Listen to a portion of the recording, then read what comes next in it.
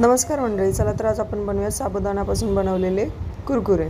तर त्यासाठी लागणारं साहित्य: साबुदाणा घेतलेला आहे भिजवलेला, मीठ, 2 बटाटे शिजवलेले, शेंगदाण्याचा कूट आणि मिरची घेतलेली आहे.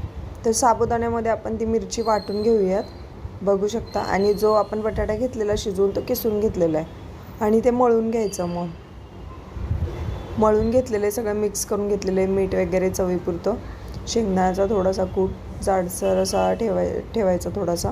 आणि त्याच्यात आपण कुरकुरे बनवायला घेतलेले आहेत, बघू शकता कशा पद्धतीने ते बनवलेले आहेत.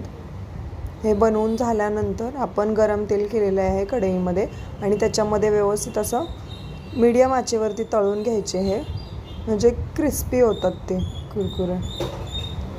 हे गरम गरम खायलाच छान लागतात कुरकुरे, बघू शकता. विकतच्या कुरकुऱ्यांसारखंच आपले वाटत आहेत ना, सेम. टेस्टी पण खूप लागतात.